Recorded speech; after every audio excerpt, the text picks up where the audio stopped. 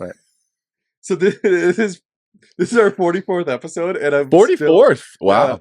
And I'm still trying to help him out every now and again. So we started like our podcast. We were on a trip. Was it to the Wickham Lake concert? Yeah. And then on the way back, he's like, "Hey Tim, do you want to start a podcast?" I'm like, "Okay," but this kind of stuff is more his forte. So I'm a learning curve, and I've always say that I don't learn very quickly, but I'm the kind of guy that doesn't get it, but I perfect it all of of a sudden. Okay. So one day, in the not too distant future, I'll be okay. You have the exact same expression that I have. I'm like, get your earballs ready. Welcome to the Greg and Tim Show podcast. Take time to sit back and relax and enjoy the show. Here are your hosts, Greg and Tim. Well, welcome to the Greg and Tim Show. Welcome to the show. That is the show where Greg talks about conspiracy theories and Tim makes theories. Yeah. Mandela effect is not a conspiracy theory. Yeah, it is. And Tim, what do? I make guests cry. Uncomfortable. Yeah. And we talk in third person. In the safe, confined space, as we figured out last episode. Was it safe? No, it was safe, vulnerable place. Confined. He said he had a safe, vulnerable, confined. So our last guest was 6'8", and as you can see, the ceilings aren't very high here. So he felt safe, vulnerable, but also confined at the same time. Yeah. Isn't safe and vulnerable, isn't that just together? If you feel safe, that usually means you can be vulnerable, no? Well, I said, or is he saying vulnerable in a non-safe way? Tim said it was safe, so I don't know. Assumed it was different. Anyway, the person talking to you is Zach Fontaine. He is the senior pastor of Springs Church. He's the president of Springs Christian Academy. More recently, CEO or president? President. Yeah, I was right. Okay. And more recently, he started a second career as a residential house painter. I don't know if anybody knew that. Yeah. So you didn't know about Zach right out of the gate. Something you didn't know about Zach. And he's our good friend. So well, you just used my answer for any questions coming up. So. We're trying to. Something you didn't know about you. We're just I hate painting. Yeah. Yeah. Welcome to the podcast. But when I do it for a while, I suck at it, but then I all of a sudden just perfect it. So I'm waiting for that day with painting, but it'll come. It'll come. Yeah. Well, sounds like on that note, welcome to the show. Thank you for having me. Thank you for having me. Have you watched any of our shows yet? I've watched, I'd say clips. I haven't watched the whole show. Yeah. I don't know. A lot of people just watch the clips. It's easier, bite-sized. It's Instagram. I don't know. Yeah, Instagram, shorts, all that kind of stuff. It's easier to take Tim as a 30-second bite-sized portion than a full hour and a half bite-sized portion. A big meal. So what's your Canada Day plans this weekend? Oh, man. I am a very what? I was going to say this. No, we're taping. I know that it's going to air, but when we're taping this weekend, it's Canada Day. Okay, he can say what his Canada Day plans. So, what were your Canada Day plans? And let us know how it went. Yeah. Oh man, I don't have many plans usually for these types of weekends. I'm just like super chill. Yeah, it's been like ridiculously busy in every area of my life, so it's been really nice to just. I mean, I'm an extrovert. My wife's an introvert. So for Canada Day, it's like when we can say a weekend at home or like around home, that's like the best plan I could have. Yeah. It could be a little boring, but my life's not boring. So my home life has to be a little bit slow paced, you know? So for Canada Day, probably not much, especially if the weather's supposed to rain. Yeah, that's what I mean. So it'll most likely be finishing painting at my house. Still, eh? Oh, and you're painting the kitchen? Everything's being painted now, but you got the bug. Well, yeah. Or you were told. I still don't really understand what painting a kitchen helps with the incoming of a baby. But hey, as long as our new baby loves our cabinets, then it's great. Hey, speaking of, and you guys are expecting, but what is the best and worst pieces of advice you've been given about becoming a father? Oh man, you don't have to name names of who gave them to you, Tim Sanderson. Yeah. But, no, I haven't gotten anything super bad to be able to say. There's not like some crazy thing. I would say that I think anyone who's an expecting parent knows that every bit of information they get is super one side on this side and another one's super on this side, and they all contradict each other, and they all are.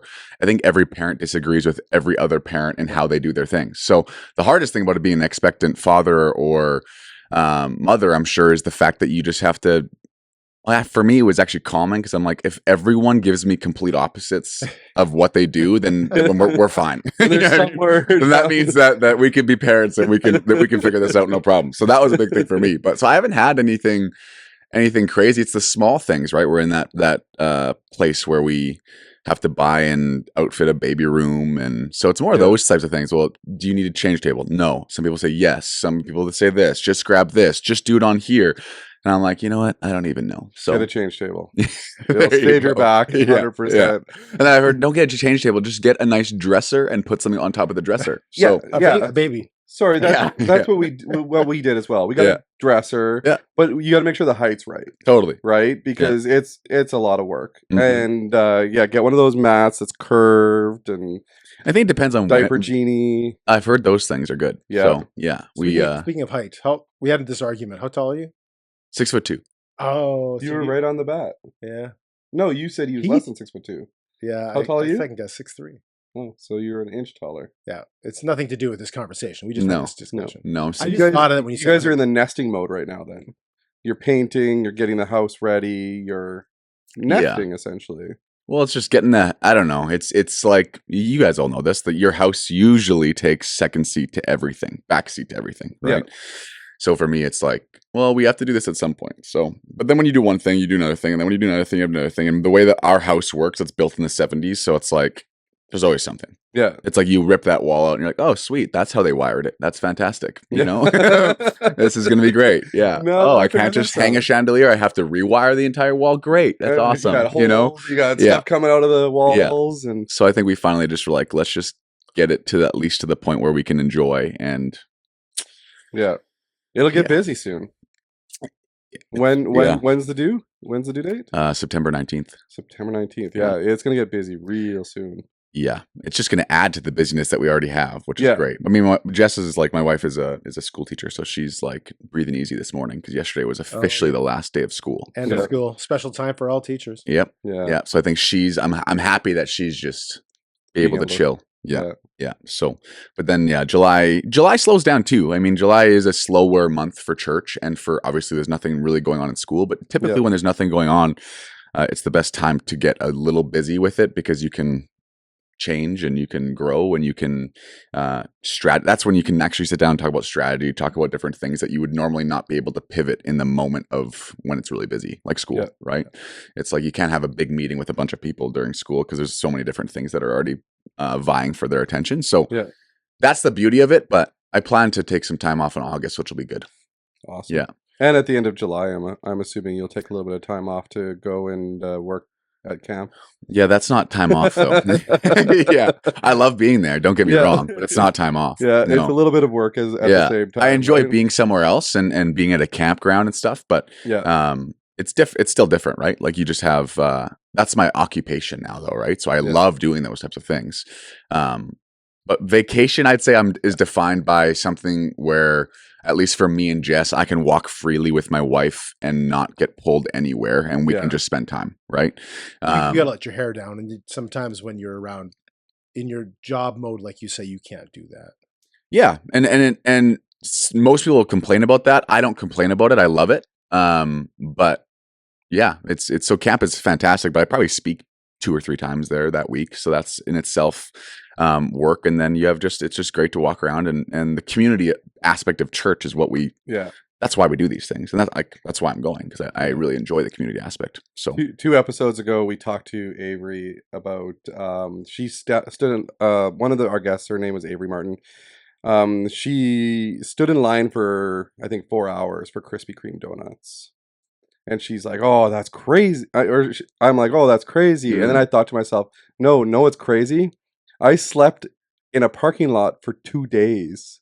To sign up for camp. I know. And she's like, "What kind of camp are you guys going?" There's a good chance we're not doing that next year, just so you know. But yeah. Breaking news. Breaking news. We'll put that across the bottom. Yeah. I'm just saying, because it's fun. That's the hard part about those things with church, where it's like it creates community, those things in itself. Yeah. But it's not the most efficient way to do things. I've heard that it's changing. It's not 2 days, it's 3 days. It's 3 days next week. 3 days. Oh, that's the change. So if you want to pass that around. Greg, do you want to do the The welcome. Well, Did no, you- we did you already guys- did. We already did the welcome. Did No, we talk about what Zach does and everything yet? Did you do Yeah, I that in the did, I intro? did, I Okay. did, yeah, I I'm did. sorry, I wasn't listening. so there is a controversy over rock paper scissors. Right. Rock, paper, Uh, scissors. There's no controversy, but and That's why we're going to what- get to the it's bottom on of it another right show now. that you have connections to, but it's the idea. Is it on 3 or is there some shoot? Explain this thing to me. Okay, so rock, paper, scissors, as David and Jeremy on their show, Citizen, we're talking about there's 2 different versions. There's rock, paper, scissors, Which you is what throw it on is. scissors, which I adhere to. or rock, paper, scissors, go, which you throw on go. Which is we four. just need to know where you fall. scissors Exactly. over and over again. I commented on that video and said, "There's no such thing as shoot." What is that? Every time I do this with my nephew, which happens to be Jeremy's son, he's always like, "Shoot." I'm like, "No, that's not There's- how this works. Exactly. It's There is no- 3 and on the Okay, 3rd." So since you guys are both on the same wavelength, Yeah. we're going to do a little contest here. And We're going there's to do rock, paper, scissors, best of 3. Yeah. Okay. If Tim wins, and there's a wager on this. Okay, Not money. I don't not gamble. money. No money on this. You don't have to chug a Red Bull or anything like that, Yeah. like Tim had to last time. It was my own challenge, but whatever. It was your own challenge. Yeah. You made us all chug Red Bulls, which was insane. I won. Yes. What does Zach have to do if you win? He has to shout one of us out from stage. Negatively or positively? Well, if it's Tim, negatively. No. It's up to you. You know what he's gonna do? He's just gonna take a story from the Bible with the name Tim in it, and he's Yeah. gonna just talk about that story. So in Timothy, no, just kidding. Yeah. Okay, and then if Tim loses, what do you want him to do? I'm putting you on the spot here. Oh man, Or Tim, what would you do if you lost? I was gonna say paint my cabinets, but That's way to shout somebody out. Say I one have name. I And have it's to paint my cabinets. I have only one more coat, so it's not even worth it to say you should paint my cabinets because it doesn't Yeah. really do anything, you know. So How about we'll think about. He'll think about the. We'll wager think about the during wager. Okay, so let's see who's gonna win this one. And you're gonna play it on the old school way, the wrong way. Rock, paper, scissors. By the way, that vote went against your opinion. I know. so there's no fine print on how this shout out works. no fine. So once you win, I need to because there's a good It chance can't- you're going it to can't win. be- I it lose can't this just- whole it can't time. just be first name. You can't just say Tim. Yeah. Do Because you want me to throw the Sandman painting in there too? I'm not requiring it. However, if you how wish he to could do work it that in? way, He could work it in through like talking about his painting at his house, Yeah. and how he consulted a company. I'm not gonna micromanage how he Or does. he this. can just say he talked to his buddy Tim about painting. And he doesn't even have to say it's you. No, apparently I have to say Sanderson. Yeah. So if I have to say Sanderson, I don't. how I put it in is easy. It's the if there's a fine print that's attached to this that you're going to tell me after you win. Oh, I didn't say this, but There's no fine print. okay. No Here's the fine thing: print. we're 0 for 2 on these challenges, so you're probably going to win anyway. 0 for 2. So- I had this exact same thing with my nephew Ellis, Yeah. and I was in Calgary. We were at a lake that was very cold, and I said, "Okay." I said, "Let's do rock paper scissors," which is shoot for him. Yeah. And I said, "Loser has to jump in the lake." And he, first of all, did his like rock paper scissors with his dad, Yeah. lost Yeah. or won with Jeremy. Jeremy had to go jump in the lake. So I'm like, Yeah. okay, let's go. He beats me. I have to go jump in the lake, and then and then we did it again later. He beats me again. I'm like, okay, this is I can't play rock paper scissors apparently. So, anyways, but Here sure. we go. Sure. Is it best of 3? Best of 3. Yeah. Ready? So it's just 3, right? Yeah. No shoot. No shoot. Okay. Ready? Rock, 1, 2, paper, 3. scissors. 1, Rock, 2, paper, 3. scissors. 1, Rock, 2, paper, 3. scissors. 1, Rock, 2, paper, 3. scissors. I won. Well, 3? Zach's winning 1 so far. 1-0 for Zach. Oh, paper Yeah. 1. Yeah. Okay. So is it best? Is it Best of You 3. have to win 2. So if I win one more, I win, and Yeah. if you win one, It's we're tied. down to the wire now. Yeah. Okay. Rock, 1, 2, paper, 3. scissors. Oh, I thought you were gonna go One, paper. one. It's 1-1. everybody. Okay, wait. Gotta thank you. Okay. Rock, paper, scissors. No shout out for you. All of that. We've lost. Is that 0 for 3 now? Yeah. Oh We've lost man, all of them. that's funny. So last episode, I did a coin toss with Doug Brown here, and the coin toss was to do with football because they do coin tosses and everything. Was But it a double-headed? I wish coin? we should have. Yeah. We really should have. We said that if he lost the coin toss, he We were would looking have for to. one. We were hoping that he would lose, Yeah. so that he would have to FaceTime Milt Stiegel during the show, Oh, that's sweet. and we That'd been lost. pretty fun.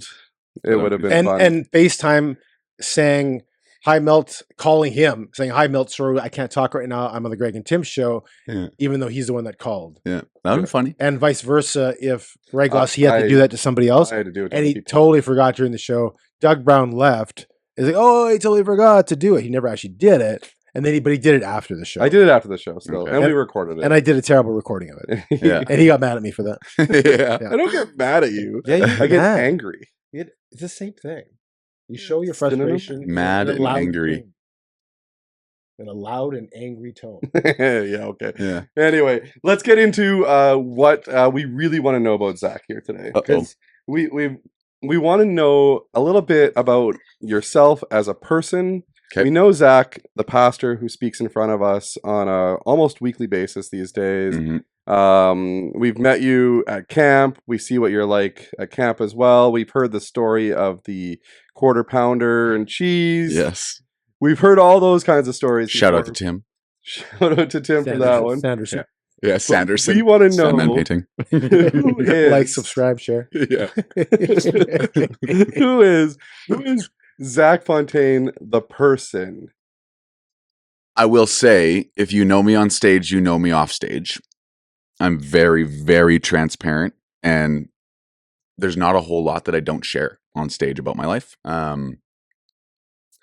But I'm from a big family, obviously. I'm sure most people, at least at church, know this, but 4 sisters, youngest of 4 sisters. So, I mean, I always laugh and joke around with Jess, because any kind of marriage books that we read, sometimes I'm more like the female and she's more like the male when it comes to how we think and how we speak and how we share. It's really funny.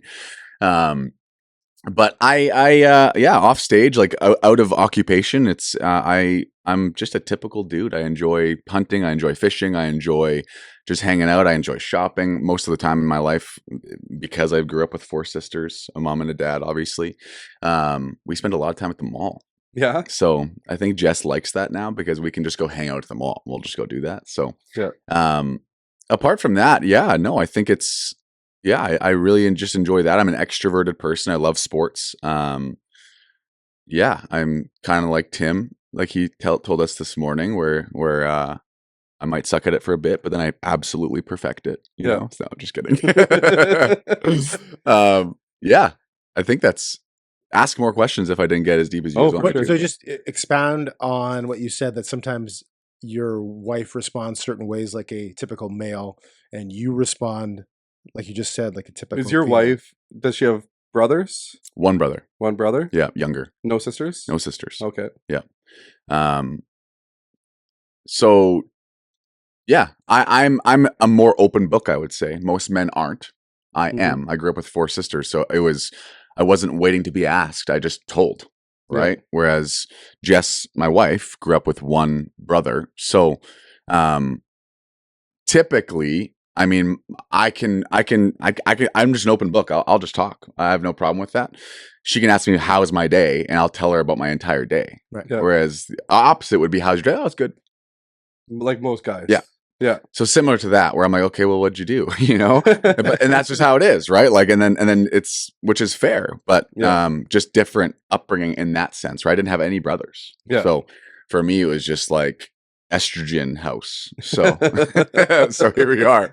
Yeah. And so that's the biggest thing when it comes to like books, or like I'm not much of a reader when it comes to anything apart from self-help or something that I learn from. I don't really care about fiction. I'll watch shows and that kind of stuff if I want that kind of fix, or movies. But when it comes to that, so that's the biggest thing. When you start reading them, you're like, oh, that's like, sounds more like it'll be a stereotypical story about a marriage in this book. And I'm like, I don't relate to that man at all. She's like, I don't really relate to the girl. I'm like, I know, it's weird, right? So yeah, it's a little different in that way, but yeah. So you say you grew up with your 4 sisters. You're the youngest of your whole family. We heard a lot about from Kevin Lehman about the birth order, right? You actually kind of fall into the oldest as well as the youngest in the family. Do you find that dynamic is true when you're dealing with other family members in your family? The dynamic of being so like your To be a personality duo. typically being like because the oldest typically has a certain personality, right? And the youngest will also have a certain personality. The youngest is usually like can get into trouble Fly and by the seat of fly by their the seat of their pants. pants. I definitely am like that, 100%. So Yeah. you don't fall into the reserved older child. Not reserved, but I have to read the birth order book again to remember exactly what the eldest child. But I'm definitely stereotypical youngest for Yeah. sure. I'm adventurous. I like risk, all that kind of stuff. Get in trouble. Yeah. Oh yeah. All yeah. My schooling years. Oh man, I was in trouble all the time, which is how it worked.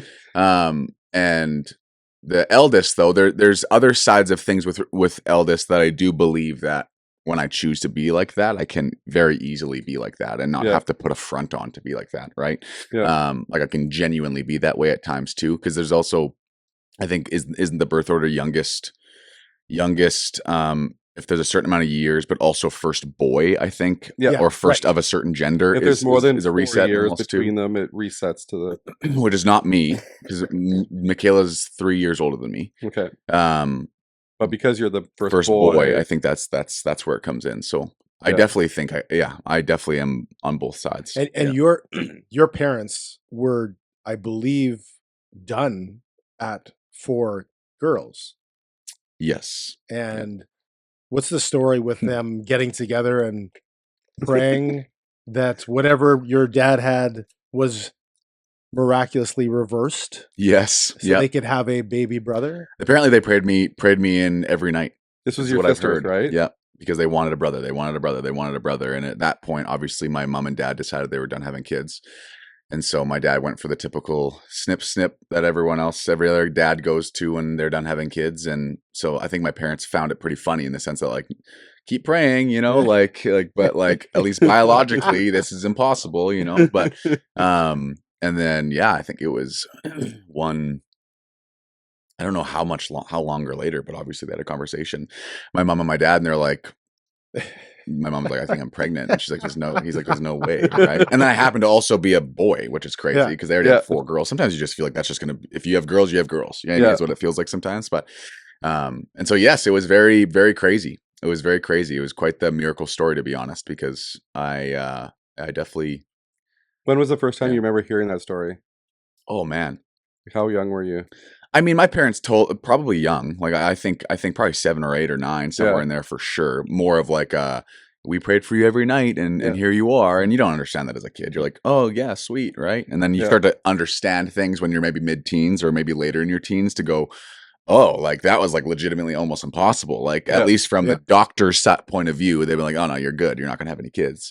So that was crazy for me. Like I was like, once you get older enough to understand the actual what actually happened. Yeah. Right. And then you're like, oh, wow. Yeah. So I remember it must have been a decade ago when our kids were quite a bit younger, and we have 3 girls as well. Not 4, but 3. And we were done having kids too. And I had the laser, not the whatever. See the smoke coming up. I always remember that. really? Yeah. And, Well, just wait. and it must have been 2 years after we had Avery, our youngest.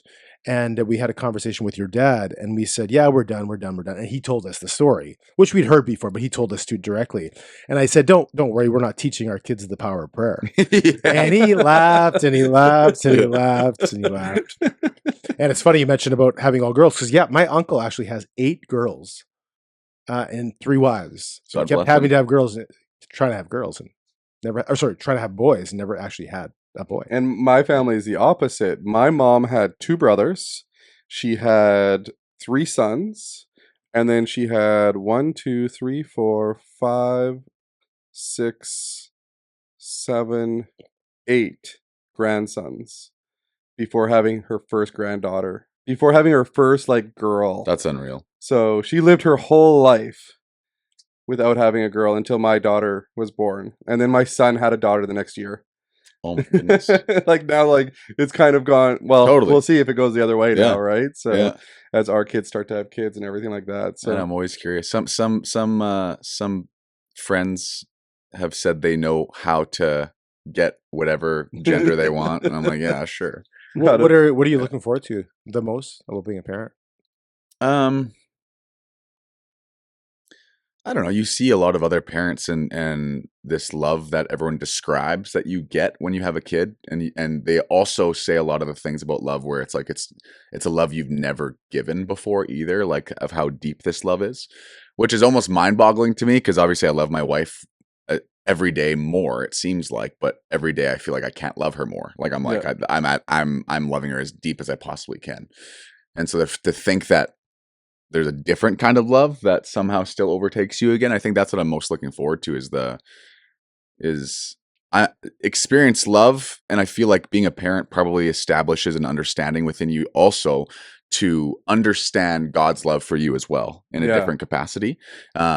So I teach about God's love, I experience God's love, but to think that I haven't loved something as much as I will love this baby makes me think that I don't know a whole lot about love. Does that make sense? Yeah. I So, think that your messages could really change. oh, they will. And very similar to like David speaking after he had his 1st son, and when Jeremy and Tamara had their kids and stuff like that. Like it does change your mindset on what love is. Yeah, I bet. So I'm looking forward to that, and just to, I don't know, just to raise your own child and just see what that's all about. And it's obviously a daughter is what we've been told. I've heard that they can be wrong, so we'll see once the day comes, I guess. But You looked really close at the images. yeah, I'm like, what? Yeah, I know. Did Oh, you do the 3D one? not yet, because everyone tells me to do it like third trimester, like when there's something more, I guess. Yeah. Or when you go to second to third, you'll be okay. You're gonna see a totally like 20-week ultrasound was like a very, very small baby, right? You're talking like a whatever it is, an orange or something of the size, right? So you're like, so then when I looked up paying for another 3D or type of ultrasound, they always say wait till you're like 34 weeks, 35 weeks. That's where you get like the best types of pictures for these things if you want a keepsake or if you want something that you can frame and put on your wall. So I don't know if we'll do it or not. I haven't really chatted about it, to be honest, but it it's would really be cool. Yeah, we did it with Cruz. Sorry, Eden. We didn't do it with our daughter Eden. Yeah, we did it with our son Cruz because we wanted to find out. So we went to St. Boniface, and they don't tell you the sex of the baby there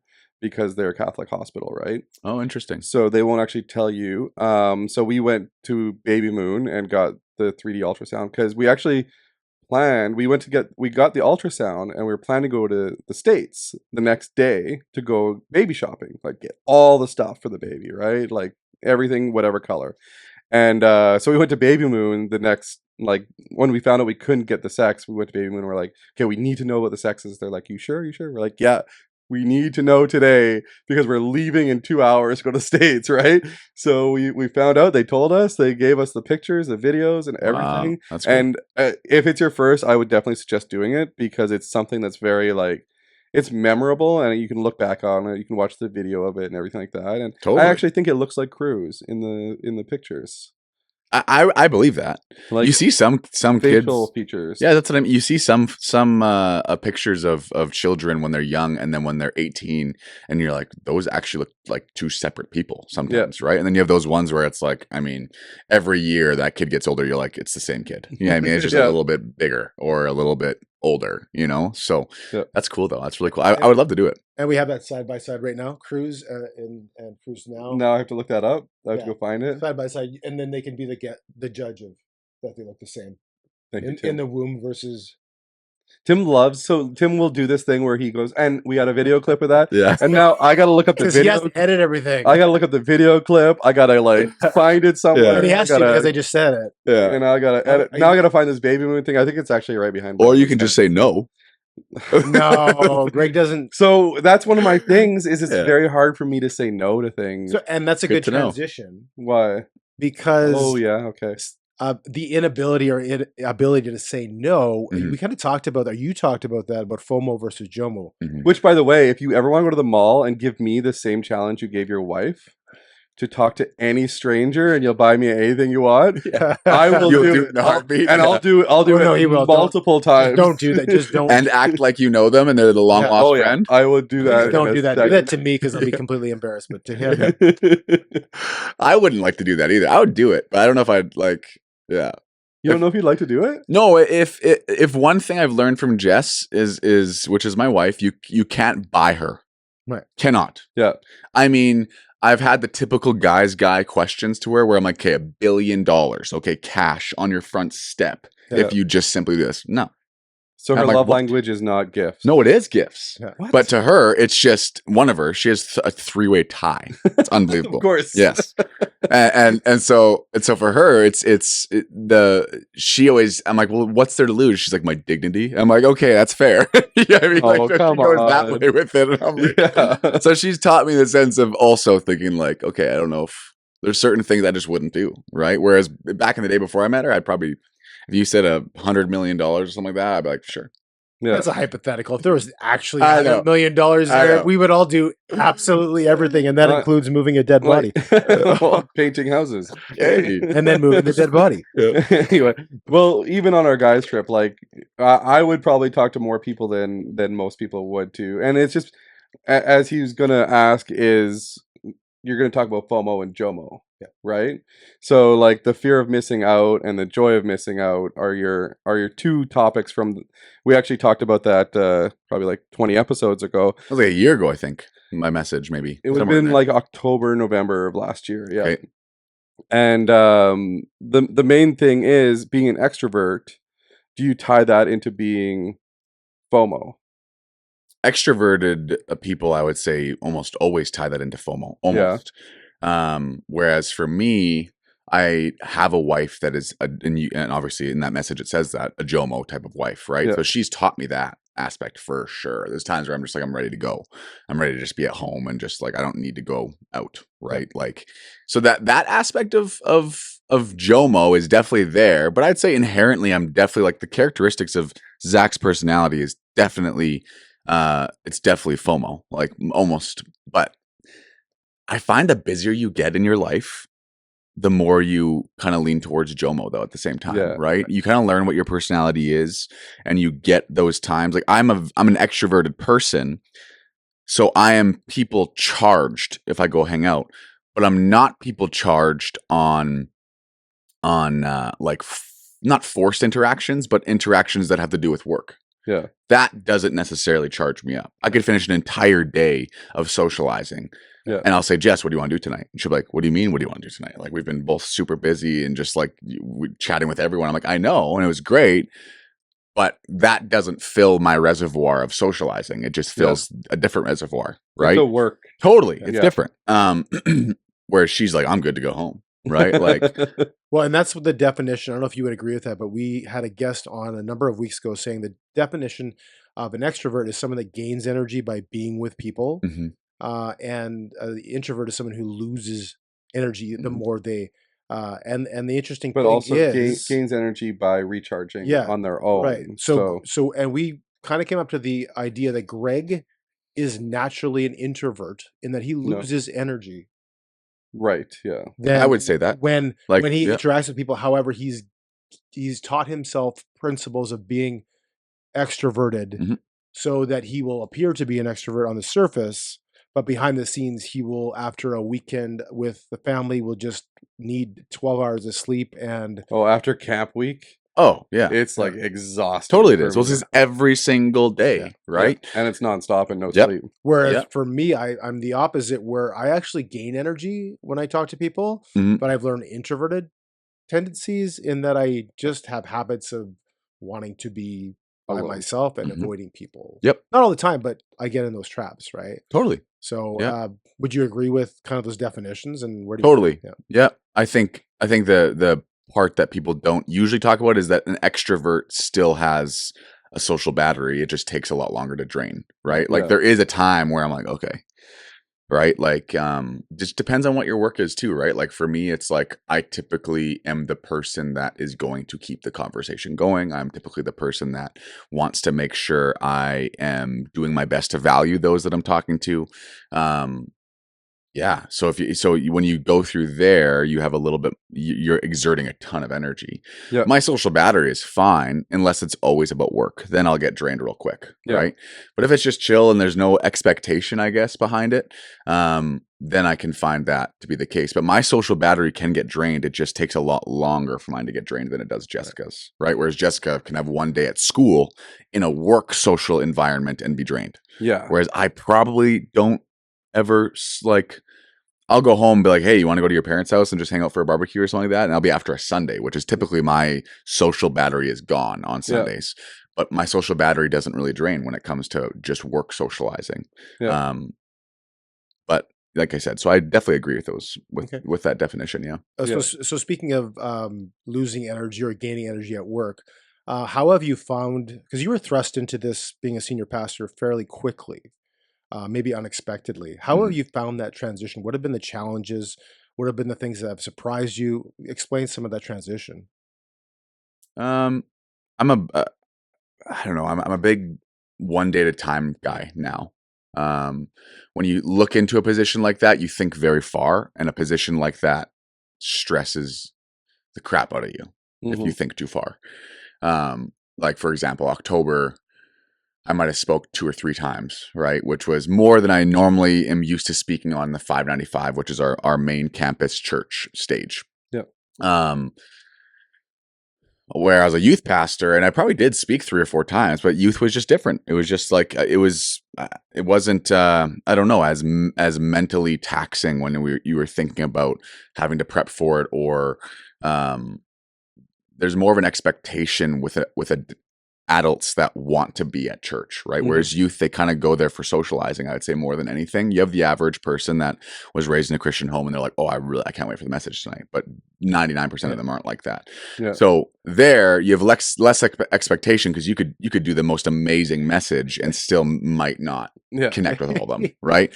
Whereas I could do the most amazing quote unquote a message on a Sunday, and it'll be much more rewarding, I guess, in that sense, because you have people that are coming for the service and for the message and for the worship. Yeah. So that's the different aspect of it. So that in October, you speak 3 times. I just finished June, and June was, or we're still in June, I guess. Sorry, we're after Canada Day.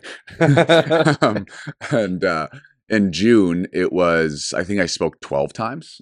Oh, so wow. It's like a completely, but if you would have told me in October, second I became senior pastor, you're going to speak 12 times this month, I would have been like, there's no way. Like, there's no chance. Yeah. Right. So now I just take it kind of month to month, and you just slowly are finding where you fit and how you are. And that's why I said in the beginning of our chat today that there's an aspect where it's like, I can only be me. And the second I try to be someone else, it doesn't work. Yeah. It just doesn't. Your social battery will drain far more because you're trying to prop yourself up, or you're trying to be someone you're not, or you're trying to figure out, how would Greg and Tim accept me? And I will be that person. Now I'm like, I don't give a crap either or if you guys accept me or not. Wait a minute. Wait a minute. We're gonna have to go to this right away. Yeah. All right, cut to a different segment. No, this isn't a different segment. You just said the key word, and if this was Pee-wee's Playhouse, all the alarms would go off. You probably don't know what Pee-wee's Playhouse is. No. Pee-wee's Playhouse. Anyway, I'm guessing you're talking about crap, though. Yeah. Yeah. Okay. They have a word of the day on Pee-wee's Playhouse, and then when they say it, like everybody jumps out and we have a clip now. Yeah, there you go. Yeah. The word crap. Yeah. We were actually talking about like language that's acceptable and not acceptable and that type of thing. You kind of just led right into it, so that's why I got to jump right into it right away. Yep. Is that something that is acceptable nowadays? We had a full. I'll just you step in before he wants a second to think about the answer. Anyway, we had a whole segment about swearing in the arts. What's acceptable? What's not? What is a swear? I think we brought up the example of the Taylor Swift album, and where is the line? All those things, right? So we've talked about it in the past, and I said an inference. Well, what is crap? Not a swear, but the S word is. And I even said, I think went back when you were in school, you would get demerits at school for saying the word. And then I missed the ice cream party at the end of the year. Yes. You missed it? Many times. Yeah. But the C word got you no demerits, right? Which is crap, right? Yeah. So that's kind of where we're talking about. So he was going to continue. So yeah, I'm just wondering, do you get any demerits? I have a funny and probably frowned upon opinion on swearing. Biblically, we talk about swearing in the sense of God's name. Yep. In whatever capacity that name would be, In vain, whether yeah. it's Jesus Christ, whether it's, I mean, you could use any name, God, Yahweh, I don't care what you use, Yeah. whatever it is, if it's in a way that it's in vain. But I think Jordan Peterson said this one time where he said, people think that just saying, oh my God, is a swear. I don't like saying it. No. And so sometimes like a normal person, I'll say it just because it just comes out. Or you listen to a lot of things or talk to a lot of people that don't care about that. And sometimes you can have yourself just subconsciously it come out. Yep. I'm not a fan of it because I do have reverence for God. And so I don't want to say that, right? Yep. My dad told a story in when he was a paramedic way back in the day. He said he had a coworker that always said Jesus Christ. And so he started using his wife's name in vain. So Your dad started using his coworker's wife's name. Oh, And okay. so he'd be like, I don't know what the name it is, but let's just say I Karen. don't know, Karen. Yeah. That would be. Yeah. That's a And good so, example. so he would use the first name and her last name whenever he was upset at work. And at some point the guy was just like, can you stop, please? And like, I don't want you to use that name. He's like, well, now you know how it feels when you use my God's name in Yeah. vain, right? Well. So everyone understands that. If we said your wives' names, at some point it would bother you, especially if I'm using it not as a joke, but genuinely Angry. I'm swearing right Yeah. now using your wife's name. Like that would not be fun. And so for me, I'm different because I think swearing is more in social circles, which social circles is going to accept you or not. Yeah. I think, and drinking is another thing that always comes up within church all the time. And for me, it's very similar. You can ask a question of whether you do or not. And there's typically one answer that is going to be positive no matter what. In the sense of swearing, if you choose not to swear, you're never going to be put in a situation that would react negatively on you. Yeah. Right? If you do swear, you might be put in a situation where the people you are with are like, oh my gosh, like this guy just like, he swears all the time. I can't stand it. Right? So there's aspects of that. And the drinking is the same, right? You have a lot of people that are totally okay with it and a lot of people that absolutely hate it. If you stay on the camp of not drinking, you'll appease everyone. If you stay on the camp of drinking, you'll only appease half. Right. It's usually how it works, right? Yeah. And so it's finding that happy balance between that. So for me, I mean, farmers and different things, they have different lingo with the way that they swear. Mm-hmm. And kids, right? I don't want kids to say words that you don't want them to say. Like there's a big thing with that. So for me, it's almost all Lord's name in vain stuff. But I think people take that out of context because I love when someone describes the Lord's name in vain. What does that actually mean? Well, I think it's for me, it's more justifying something you do that's not biblical, but justifying it through God's name. You know what I mean? Like, you know, this is wrong, but you somehow justify your actions through God and something you know is not right. That would be more so a blasphemous thing for me than saying, oh my God, even though, oh my God is not something I like to say, you know? And so for me, that's where I kind of sit with the whole swearing capacity. Crap is different. I mean, I get it, right? Not socially acceptable, maybe with parents who have a 7-year-old that's in the auditorium that's trying not to get them to say crap. Because as a kid, a word like that would lead to more words, or would be like, It's a gateway word. it could be for a 7-year-old, right? It's not a gateway word for a 14-year-old or an 18-year-old or a 30-year-old. But I do believe the younger you are, there is an aspect of sheltering that has to happen so that they don't go that far with it, right? So I liked every time your dad used to say hell on stage. Yeah. And he'd always have to say, it's in the Bible, guys. Yeah. Like, Yeah. I'm allowed to say the word that's in the Bible, right? Yep. So it's kind of it's gone from like him saying that word and explaining it to like, we really shouldn't have to do that, right? We're all adults, Totally, in the sanctuary. We're all grown people. We've heard worse. Oh, yeah. Right. Well, I've had parents that talk to me that say they don't send their kids to youth anymore because they heard a swear there from one of the other students that are there. And I always just respond with, okay, take them out of youth. But I said they're gonna be at somewhere. They're gonna be, send them to inner city youth. Yeah, that's what I mean, right? I sent my kids there one time. And they're like eye opening. Yeah. Yeah. Well, and that's the big brain thing about a gun, right? No, we already had guns. Oh, cut that out. We have no guns for hunting. Yeah, hey, yeah, for hunting. Guns are for hunting. Of course it is. Yes. if we could go back to when you said you're very real, right? It seemed like pastors, and you just turned 30, so you're very 29, but yeah, 29. Oh, by the way, you said he turned 30. It said online he turned What are 30. you looking at anyway? So Where then, online did I say that? You on Reddit again? No, not on Reddit. Is your birthday December 30th? No, so there's misinformation. December 15th. Yeah, I don't And know of where you're getting- 2024. Yeah, 30. Yeah. I'll be 30 this year. Yeah. I was given wrong information before. Anyway, so then my question stands that I wanted to ask: when you're turning 30, where's the guys trip, and where do we sign up? Yeah. The guys trip 30 is that usually? Or are we planning? have to do a guys every trip decade. You for a plan a decade. guys trip. Oh wow. Not when you're 20. You're just graduating and stuff like that. You don't have the money to The do more elaborate the But trip, the less likely Tim's gonna Starting join you. at Yeah. 30, the rule is you plan a guys trip. If you want us to plan the trip, that's what we do. Oh. But I was just wondering if you had something in mind already. I don't know if I trust you guys to plan a guys trip for me. What? No, we would take Wow. we would take into consideration what you like and plan accordingly. Yeah. We plan our trips to what we like because that's what we like. It's hard because the 30 comes with a 3-month-old baby now. So. Yeah. Exactly. That's what I'm Another saying. reason is to go on a That's guys what I'm trip, saying. right? I know. I like, yeah, I get it. For trips, I'm always just like, I'd love to be able to go on a vacation with my wife. Yeah. Right. So that's why for me, it's like, it's not really fun making a bunch of memories and then sending texts to your wife who's back at home Yeah. taking care of a baby. So in you your house. wouldn't be in for an all-inclusive trip to Mexico with the guys, say in November.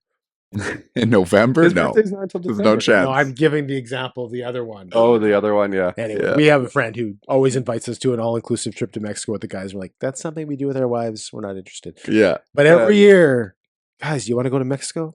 But you said you're into like hunting and fishing and all that kind of stuff, right? So like I'm guessing Jess isn't into No. hunting and fishing. So you're gonna do that with guys. Totally. So like our guys trips, like when we go, it's like baseball or football or basketball, right? Like because our wives aren't gonna go and do it. But yes, like an all-inclusive trip to Mexico, or if we're gonna go somewhere like hot or something, Europe or something, our wives have to go with us. Totally. generally, right? So, Yeah. And that's the thing. It's like with vacations, you kind of want to come back with your wife and be re-energized and Yeah. like have good memories and stuff. So for me, it's like, it's fun to go on a guys trip. I just finished one to a lake, a fly-in lake lodge for fishing, right? It was 4 days and it was a blast. I enjoyed it. It was You got a all master guys. angler? Burbot. Yeah. Yeah. Yep. We have a picture up here. Yeah, exactly. Yeah. Well, now I got to ask Zach for the picture. Yeah, exactly. This is fun. Yeah. This is It's I a don't small, edit anything. I know. It's a small fish that's a master. The picture doesn't do it justice. It's No. like an eel, right? But Okay. anyways, now we're going down a different rabbit. So rabbit- I'm gonna ask. You don't have your pin on your hat today. I'm not wearing my Bass Pro fishing hat. Oh, so It's definitely not yeah. fast. Yeah. So I have a question I was going to ask originally before you told us your actual birthday. So you're a young pastor. Mhm. It seems like pastors in the last generation were very much don't share anything about your personal life, and they kind of built themselves up to this pedestal where people really didn't treat them as almost human beings who make errors, make mistakes. Right. And we've moved into this when the young pastors of today, they share more about their personal life. I'm a person just like you, and they want to connect to the individual. Is there kind of a line where you straddle so that you want to share your humanity, but you don't want to share too much from the pulpit, because some people have that perception still that pastors aren't human, they don't have issues? The line for me is I would almost share anything. The line for me is what's the purpose of sharing the information? Right. I believe that everyone should be on a need to know basis with every information that you share. There's certain things that it's like, who cares? There's certain things that you share about your wife or about your marriage or about your home or about anything, your kids, how you raise them. And there's certain things when you live a very public life, like that's my 90% of my life is very public, like everything about it. There's not really another way of doing it. So you just got to accept that's what you are in. Every senior pastor is a celebrity in his own church. So it's just how it works. Doesn't matter if your church is 200 or 10,000. And so for me, in a one-on-one conversation, there's probably not much I wouldn't share if I believed that I was helping the person that was sitting across from me, or I felt like I could meet that person where they're at with a story that helps humanize myself because of the I guess inherent quality of people seeing someone on stage with a mic and instantly puts them on a pedestal. Like as a pastor or as a public speaker, you don't need to put yourself on a pedestal. Like people put you on a pedestal instantly. That's just how it works. And that's why with church, we're very protective over who gets the mic, because you are, no matter what, on a pedestal when that happens. So for me, I'll share something that I feel helps people connect to my messages. I don't use that lingo very often, where it's like, I'm a person just like you. I feel like that should be automatic. People should know that. Like, me and my wife fight just like anyone else. We go to bed angry just like anyone else. So all these different things that happen in a normal marriage happens in my marriage too.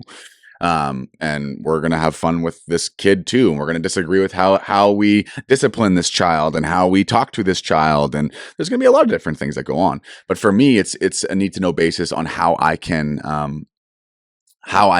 maybe help if I can, or if that person's looking for help. I have no problem sharing almost anything. I just think people share too quickly for no reason. My question is always, what's the reason for sharing it? Right. Yeah. And, when you share stuff about Jess, and she's sitting just off to your left when you're on the stage, do you ever look over and think, maybe I shouldn't have said that? No. You get the response afterwards where I then you realize you should have shared that? No, because I don't like. You want to buy her first, I'm assuming. No. Most of the things I share about Jess, like there's a lot of things that hit my messages that are rabbit trail type of things, right? They're not in my notes. Okay. If I'm not behind my iPad and I'm walking in front, there's a good chance I'm saying something not on my iPad. Yeah, almost a great chance. And so we'll joke about it at different times within my messages, saying how all my messages have to do with our conversations we've had that week or this month. Yeah. And she'll joke about the fact that my messages are all pertain to her because of how it works. And we laugh at that. I'm like, well, obviously conversations are going to come up, but at the same time, it's like not even her. It's going to pertain to a good amount of men and women, just because like that's how it is.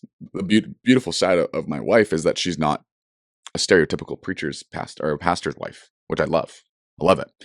And so she does even out the aspects of my life that I might not have had in my childhood or upbringing, because I have been a pastor's kid my entire life, right? So I grew up in this, and it's a completely different life, right? Yeah. So it's a life that not many people can relate to, and it works the other way too, where I can't really relate to a normal childhood either, because I was at church a lot, I was around people a lot, I was walking the halls of our building at 11 p.m. on a Wednesday night as my parents were in meetings and different things like that. Like that, people have always known you.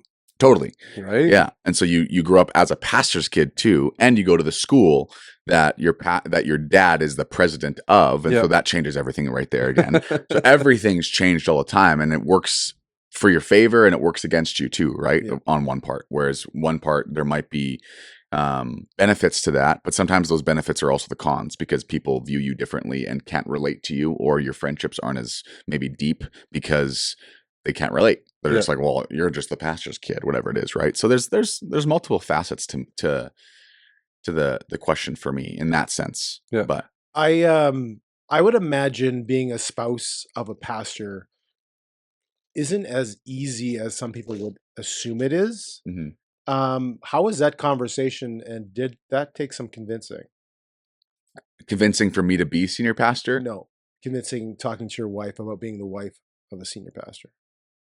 Well, she was already my wife when I became senior pastor, of course. So she had to. But you weren't the senior pastor. No, I wasn't. When it came down to it, I think most of our marriage, I've accepted the fact that she can be her, and I'm like, I don't need you to be anything else. Like, if funny religious thinking is that the wife of the pastor needs to be involved in women's ministry, needs to play the piano and sing, or needs to do something with their kids' ministry, and it's like, no, none of that's true. Yeah. A proper marriage, I think, you understand that you're both walking a path, and it's okay to hold hands and be on different paths where you walk together and support each other. Yeah. So that was the biggest thing. Is I don't expect anything. I actually encourage her sometimes not to walk the halls with me, because I just know that she that's just not her. Right. Yeah. She's amazing. She's loving. She's can have a great conversation with people, and she's good. She just loves smaller groups. She doesn't like a big group. I can walk the halls, and I can talk to 1,000 people on a Sunday and be fine. Right. She's been one of my son's favorite teachers. Really? Yeah. That's awesome. Because he had her last year as a teacher. Yeah. Like, he always talked about her. Like, And you know when they like their teacher is when they start talking about their teacher. Totally. Right? I'm sure. Yeah. So like as you grew up, you probably had certain teachers that you would go home and be like, "Hey, this teacher did this," or this teacher, yeah, like Probably. Yeah. Right. I have a terrible memory when it comes to my childhood. I think Cruz was saying he liked Jess almost as much as the substitute teacher he had for a few classes this year. He said his substitute teacher was really weird. Yeah. If you ask him right now, he would be like, he was weird. That was a really cool substitute. Anyway, But I wanna change topics for a second can I here. change the topic? Because I think I know what you're doing. No, I'm gonna change the topic and then you can ask your question. Okay. All right, might be You'll the same know. question, but go ahead. It'll be the same question. So I'm gonna ask this question and then Tim has a different thing about It's the same exact question. Go ahead. So from stage. Same question. See, we're the same brain now. Yeah. You're standing on stage 3 times a Sunday and you're watching everybody out there. Does anybody ever distract you? No, you don't have to name names or anything like that, but like, do people distract you? And B, what is the craziest thing you've seen from stage while you're preaching? People distracting me. If you asked me this question like a year ago, I might say absolutely. I mean, like anything that distracts you guys probably distracts me a little bit. Like, and so loud noises, random crazy sneezes, like all that kind of stuff, Phone's right? going off. Phones going off at the worst times. You're like, really? like at this time, usually like the worst time for your phone to go off is my last 3 minutes of my message where I've brought everyone to a very quiet and I don't know, introspective Now moment. it's time to bow for prayer. Totally. Yeah. Or some Family Guy ringtone. You're like, oh my gosh. You're like, seriously now? Like, as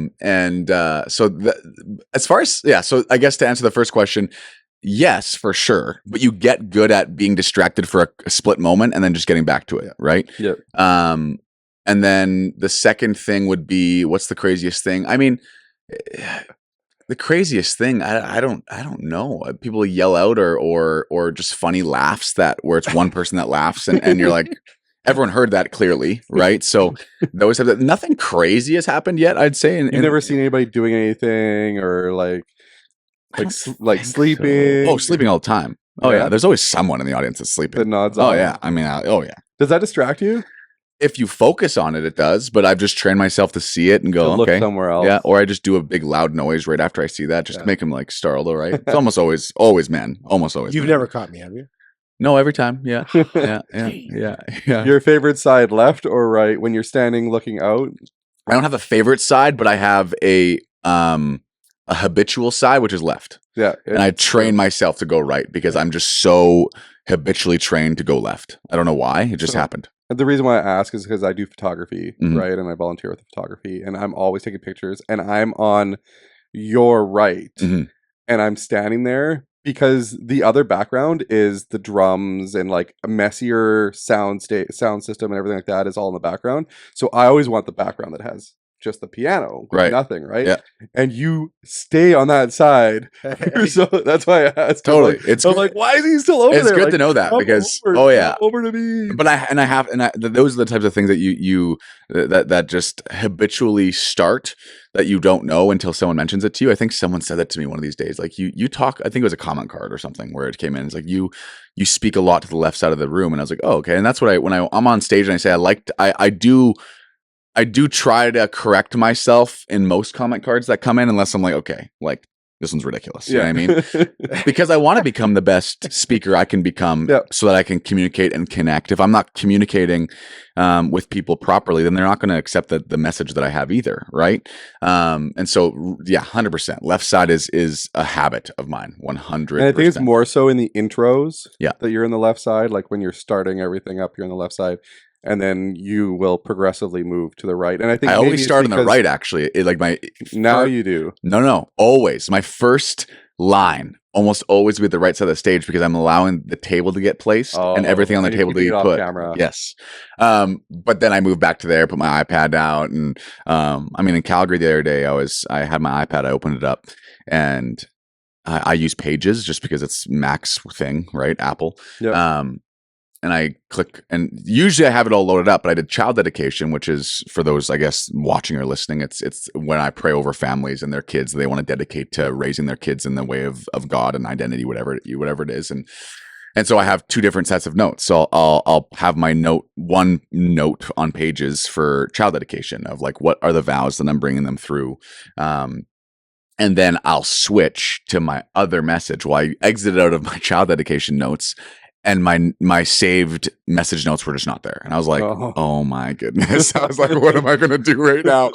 And so I'm like, what in the world? So I'm like, now I think I started praying just to start the message off. And I like kind of exited out of pages, opened back up, and then updated. And then it went, bloop, and it came up. I was like, oh my goodness. So I was very thankful with that. Like I could get by, but sometimes you have what you're speaking about, you're passionate about it, you're excited about it.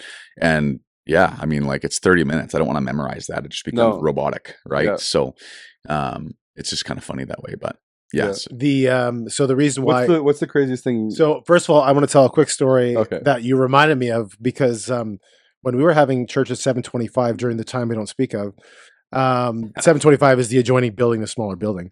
There were 3 people in the front row, and I was leading singing that day. And it was Greg, his son, and one other person. And right before, it must have been 10 seconds before we starting to sing and welcome people, good morning and all that stuff, I hear a voice in my ears, and it's our Debbie, who does her sound, in my ears saying, just be aware, Tim, there's someone in the front row who sings really, really, really loud and really, really poorly. And these are the 3 people. So I was pretty sure it was a third person, but it was kind of funny that Greg and his son were in the front row. But the reason, anyway, that's beside the point. The reason why he asked that question is because I have a story. One time I saw something very distracting in the second row, and it was second row, right side, if you're looking from the back. Yeah. And it was someone in the first row. And he is a pastor that will remain nameless. Yeah. And during the service, he was looking at purchasing shoes on his phone. That wasn't me. I cannot confirm it was you. And so he was going to remain your nameless. And so we have a segment. Where were you sitting? Beside me? I was sitting behind you. Oh, so you were eavesdropping. That's correct. Okay. Yeah. Anyway, that's why I have a privacy thing now, so I can buy shoes front row when I'm preaching. So we have. You have to note this about Tim: if you leave anything out, his eyes are on it. He looks at it. Yeah. Like Eden's report card was out there earlier today, and he's like, "Oh, Eden's report card." I looked at it. I was just joking. I want to get a response from you. If I have bills out there, he'll check to see how much I'm paying in hydro. Really? Now. That's funny. I don't actually. I just make you upset by doing that. Anyway, so so we have a little game here. Yeah. Because you do, I think, like shoes. So we have a game that is called, Greg, the shoe game. Okay. The game where you pick. Now, do you profess to be a very well versed person in the shoe industry? No. Okay. Well then. If I was still if I was still in youth, I went through a phase where I'm like, okay, I'm a 28-year-old youth pastor. A year ago. Yes. That's long ago in olden days. And that's how much my life has changed, right? Yeah. So the year that I would say 2000, what year was that? Maybe 2022. So I became senior pastor in 2023, October. Yep. 2022, I was still youth pastor, and through 2023. But obviously 2023, I started speaking on stage more because my dad passed. Yeah. And so we were kind of sharing that whole thing. And so I started buying a lot of shoes because I was just like, oh, I got to invest in some shoes so I can stay somewhat young with these teens. Yep. It's a lie. Don't ever do that. Whoever is listening, you will never relate to them more because you're in a pair of Jordans. Like, don't worry about that. If you like them, buy them. If you don't, who cares? And so I bought just like, I think I have like, it was a year where I just like, I put all of my spending money the entire year towards like these stupid shoes. And I was like, oh, I wear them every once in a while. So I have Yeezys and I have like a couple pairs of Air Jordan highs and like, you got your dad into some shoes too back in the day, I did. Right? Yeah. Yeah. I remember seeing some shoes on your dad. I'm like, I think Zach's been shopping for him. Yeah. Yep. So those weren't for you. They were from somebody else. You were shopping for somebody else. Which ones? Oh, when you were shopping? Yeah. You're probably getting Eden a new pair of shoes or something, right? What do you remember the year? It would have been a year and a half ago. Yeah, about a year and a half. Who is preaching on stage? I want to say David. Okay. So that makes sense why you'd be. Yeah, I wasn't paying attention. No, I'm just kidding. I'm just joking. Shut up, David. I'm just joking. Yeah. No. Share. No. Okay, so the game is fairly simple. We're going to show you a shoe on the screen. Okay. And you just have to name it, and I'll tell you if you're right or wrong. How specific am I getting with the names? So not just brand. You can't just say course, Nike, yeah. Adidas, Reebok. You just have to say the name and the model. Okay, I'm not gonna know a lot of these, And not you don't have to know the year or like Off-White, not off. You know what I okay. mean? Well, Off-White's the easiest thing to notice because it has a big tag on it. But yeah, Okay, we'll see. unless you rip the tag off. Okay, roll So the first- now we've gone through. We got Jess to go through all of Zach's shoes. These are all photo. No, just yeah, kidding. exactly. Yeah, I was like, oh, you use Okay, let's see the first one here.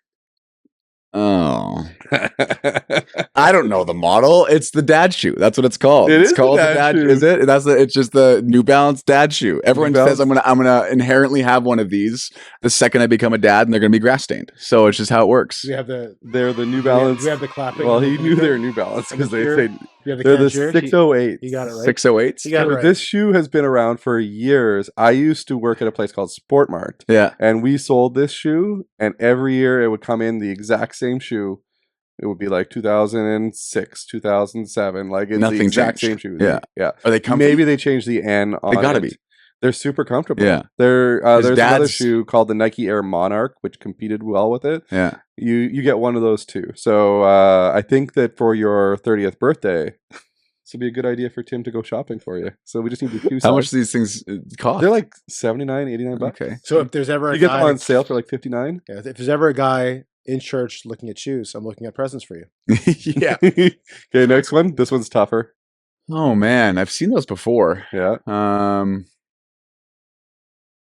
Hmm. Do we have music going on for a game show in the background while he's The That's Jeopardy. We can't use that trademark. okay. Sorry. Copyrighted. Yeah. We just lost all the audio for this podcast. File not found. I don't know. I don't know the name. I want to know. I want to say I know it, but like, Just guess. if I were to guess what that is, I'd probably guess. I mean, it looks like a Sketcher, but I know it's not a Sketcher. No. So it's a very popular Instagram shoe right now. It's called Vessi. Oh yes, yes, And they're waterproof. Yeah, Yeah, yeah. so it's a yeah. Vessi. Shout out to Vessi. Yeah. See if they'll sponsor us. Like, Yeah. share, subscribe. Click the link below. Yeah. Get your own. Yeah. Okay, next Oh, one. man. They get easier. Yeah, that's Air Force One, but I don't know the exact type. No, No. this is the Travis Scott. Okay. Very popular. I used to last want year. the Travis Scott, the reverse mochas. Yeah, and they had Jordan the, Lows, the those- logo yeah. going the wrong way Yeah. on it. I probably still want those, but when I saw them, they were like, I think they're 1,600 now Oh. or something crazy like that. So I'm like, yeah, no. you had to I'm get kidding. in on the Yeah. the early. Yeah. Okay, next one. They get easier. Oh, that's Air Max. What is it? I wanted a pair of. Oh, and those are 97s. You went one number too much. Okay, 98. Oh, Ni- six. 90. Just 90. 90s. You Yeah. said one number too much. Yeah, you said 97. Oh, If you okay. just stopped at 90. 90s, right. These were actually worn on stage a couple weeks ago, so that's why. That's close. I think that's close enough. Not by yourself. But Yeah, one of Roman. the worship. Yeah, Yeah, exactly. yeah. I actually met. Those are off whites. These are off whites. As well. Okay. Yeah. Usually the off white has the plastics tag on I them. know. I usually leave them. But, I know. yeah. I made sure it wasn't on there for you. Oh yeah. I would have got that in a heartbeat. At least the off white collab. That's Yeah. what, but yeah. Oh my gosh. It was it Asics or something like that? They're Asics, yeah. They're called the Asics Kayano. You see, as you get older here, Zach, you're gonna have to learn these kinds of shoes. I don't need to learn right? anything. To be more comfortable. Yeah. These are a running shoe. These would be perfect for Tim in his runs. You wear Asics? I like Asics. Yeah. Okay. And I think there might be one or two more left here. This one. I don't know. I don't know the specific Jordan 1 low, but it's a Jordan 1 low. I just don't know what. It's a dunk. You're right. Yeah. I tried to trick you on that one. Yeah. So, but I don't know. Bumblebee or something is probably what they call it these days. I just have it down as Nike Dunk, but I Okay. wanted to Yeah, trick yeah. you on it. Yeah. And then the last one I think is this one here. Yeah, that's a Jordan 1 low. I have those, but no, I don't have those ones. But yes, that's a Jordan 1 low. Obviously, Yeah. I don't know what the name is though. I have ones that are maroon but silver with the stripe. Okay. Or I think with the only check difference mark. between these and the Dunks, other than the Dunks are air as well, right?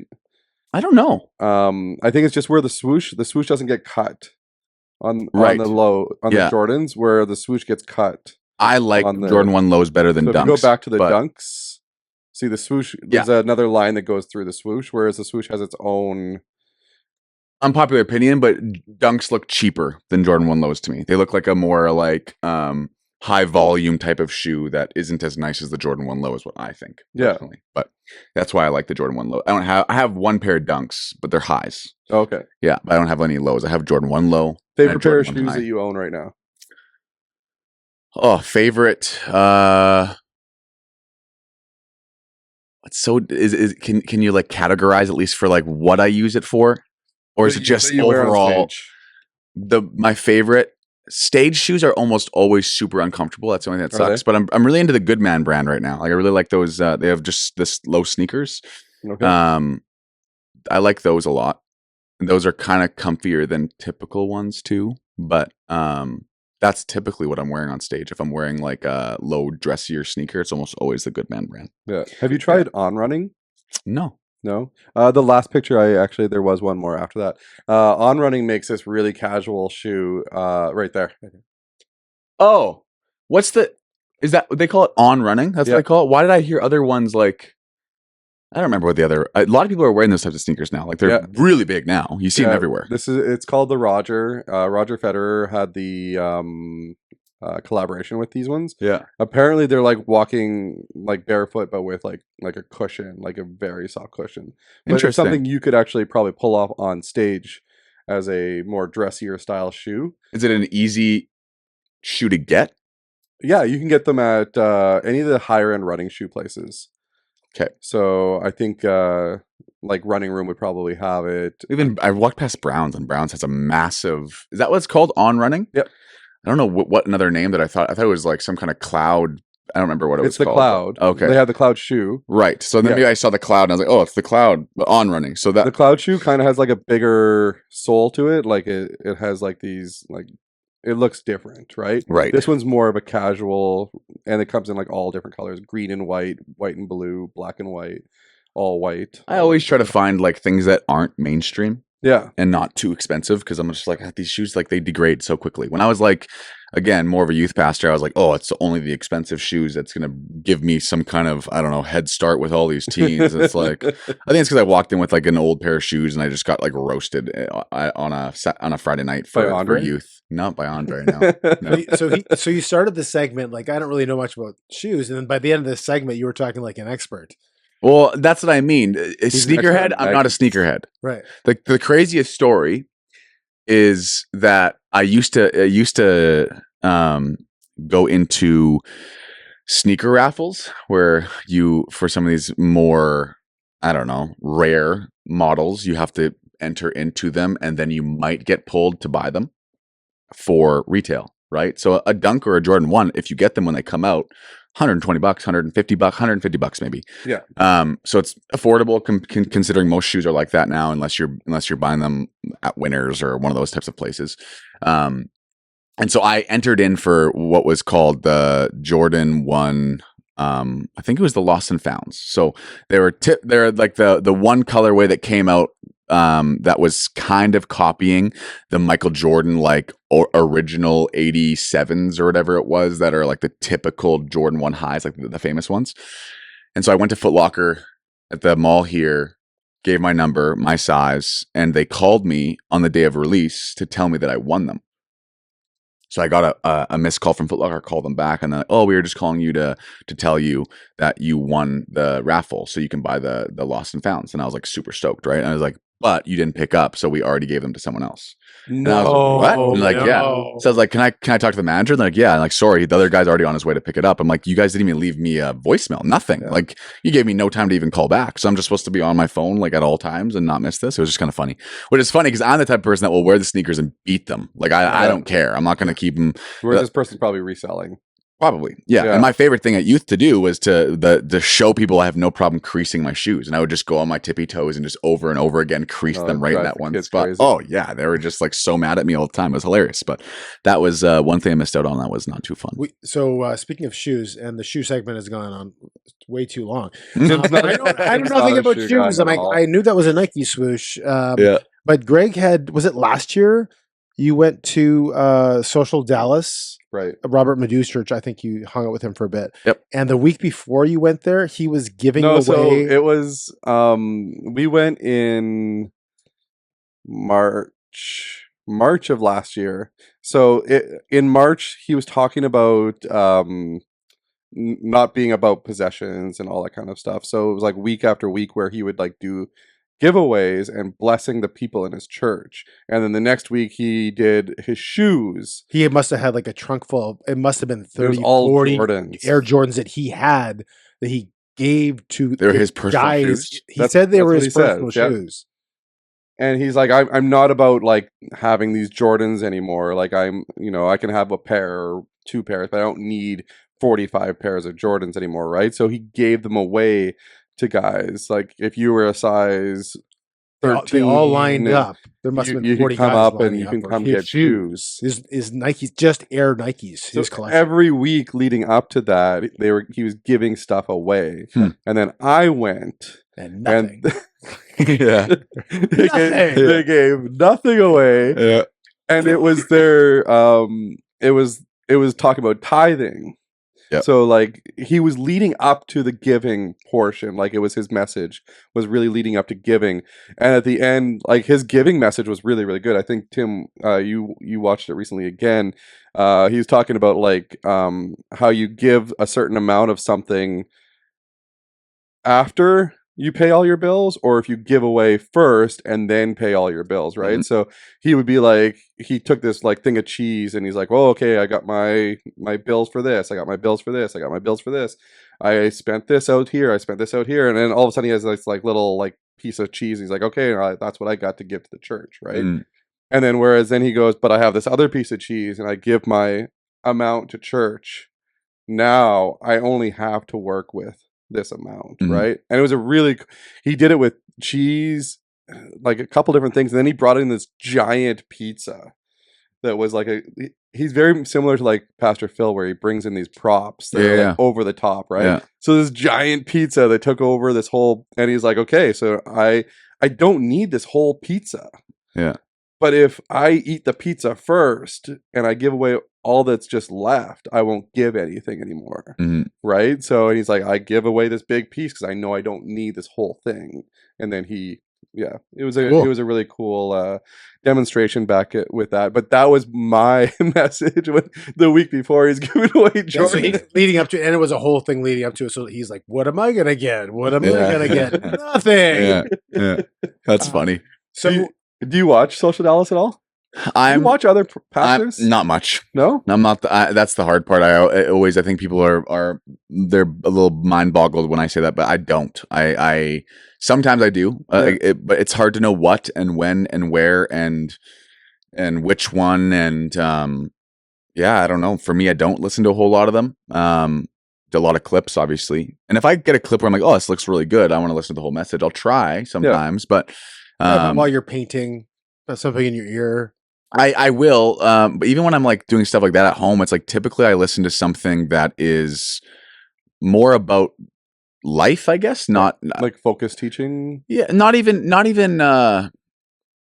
not like it's my profession, so sometimes I get some time to myself, and the last thing I want to do is listen to another like teaching podcast about God's word, right? Because I'm in it all the time. I am constantly researching and looking and finding but there's getting into the word, and there is how you explain it, public speaking, quirks in which other pastors kind of deliver things. I mean, I would imagine, and I'm wrong, obviously, but that someone might say, I'm going to listen to these guys just because of how they speak, and I can learn from that, even if it's not like how I need to present the Holy Spirit or stuff like that. And that's what most pastors will probably tell you. You have to try very hard to not make it work when you're watching or listening to something that you do. just like go, like if you're a teacher and you start watching people and how they teach, it's like, it's very sometimes, or a presenter, right? You're like, you'll probably focus on more how they present with the knowledge rather than the knowledge itself. Right. Even if you don't have the knowledge, sometimes you're like, oh, that's cool that he tied that point in there, or that story right there. It's cool that he gave that away there and tied that to the point. Yeah. My mind would automatically go on to the how more than the what. Right. For me. It's like, how did he display this message or she display this message, to learn from it? Like I said, I'm all about like self-learning. That's usually what I am. So when I listen to something, it's usually I want to listen to like just a conversation. I'd further listen to let's The pick Greg on and Tim show. yeah. Let's further pick on Robert Madu. It's like I'd probably rather listen to Robert on a podcast. Right. Where he's just chatting rather than a preaching. Like get to know him as a person type. Yeah. Of thing. Or like it's just that I relate to this better. Yeah. You don't have to be showy. You don't have to be performing. There's a performance aspect to speaking on stage that you will have no matter what. Yeah. Not in a bad performance way, but it's because you care about it. You want to make sure you do it best. So you want to present it in the best way possible. So I have certain teachers or pastors that I listen to if I want to get more on certain subjects, and there's people out there that are great, like that you just like listening to because they are very good at displaying a certain message or a certain topic. I'll listen to them, but I like weekly. I probably don't listen to a whole lot. It might be every once in a while that I'll throw on a pastor while I'm driving, or but yeah, not much. Okay. Yeah. So going to read you a few comments from people. We have what? We have tunnels. I don't know about this segment. We have tunnels that go under the ground from the Mint comment. under the highway to Springs. Yeah. You drive a $200,000 vehicle. Yep. You need to pay to come to any service that we have. There is a private helicopter that the church gives to you that you can go home and to church with. Nice. Are these true? And do you laugh at some of these things? You just laugh it off? Does it bother you? Doesn't bother me one bit. Yeah. No, it doesn't bother me one bit. Obviously, they're not true. And you'd like to disprove those things? I thought maybe one of them you'd be like, yeah, Tim, breaking tunnels, news. right? We have tunnels to the Mint. Actually, Yeah. what? Breaking news. Yeah. No, I mean, the funny thing is most of those rumors always come from someone that's never came into our building. Obviously, they're so crazy that you're just like, okay, this is kind of funny, but that's just life. I mean, I've heard a lot of people tell me, like, when I invite them to church and I say, would you like to come to church to Springs? They'll tell me, you know, like, I don't know if I can afford to go there. Totally. I don't know. We actually had a guest. We said, hey, you should come to our church. So Greg had invited her, and she literally said, I would like to, but I can't afford it. And you guys hopefully disproved that. Oh yeah, on the spot? 100%. Okay, good. I said it's free. The only thing you need to bring in is your T4. Yeah. Which is the other rumor, right? No, I said, you know, like, it's just like going to any other church. Yep. You go in, you enjoy the service, you enjoy the worship, you get to meet a lot of cool people. Because like the one of the things you guys say at the beginning when you tell everybody, you know, say hi to somebody you don't know, there's a lot of cool people that go to our church, right? That you don't even know that go to our church.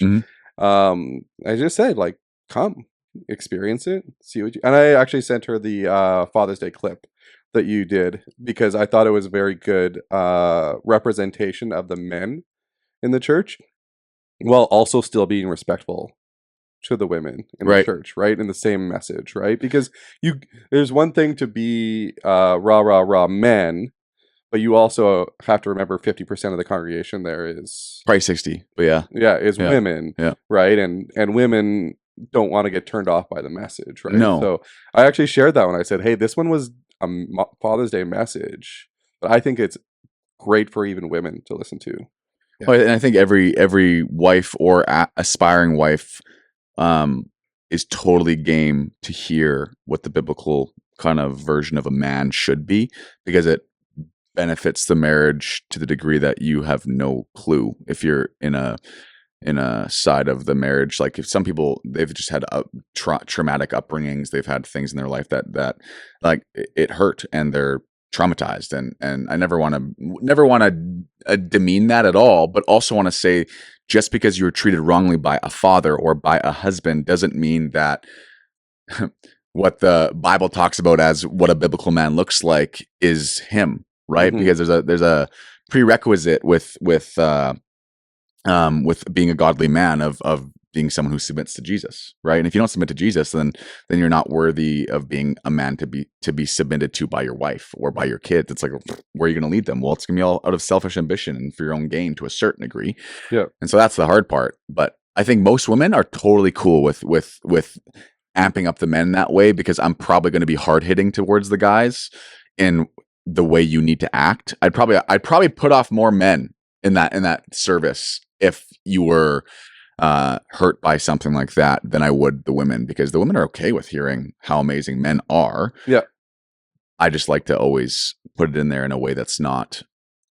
And I did that entire message, right? It was just like, women, I'm not. this is Father's Day, so just sit back and relax and listen to all what God made men for, right? Yeah. We've talked to a few guests about kind of the roles, like, are there defined roles for a man, for a woman? And there's been a lot of pushback over the last decade over no defined roles.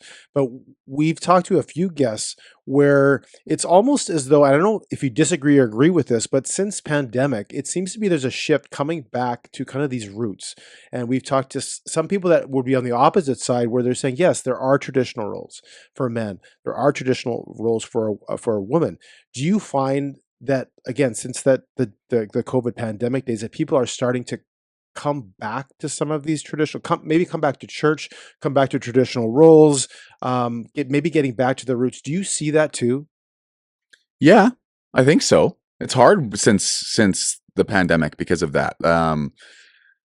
You have a lot of people that push certain ideologies with whatever it is they believe in, but it's usually because of hurt they experienced. Mm-hmm. And so it's tough subjects to talk about anything these days, because typically a victim who hasn't dealt with the traumatic experience they've had can slip into victimhood, which means, in my definition, this is probably not the real definition of it, but it just means it doesn't matter. Like, you could have the greatest child upbringing and still be a victim.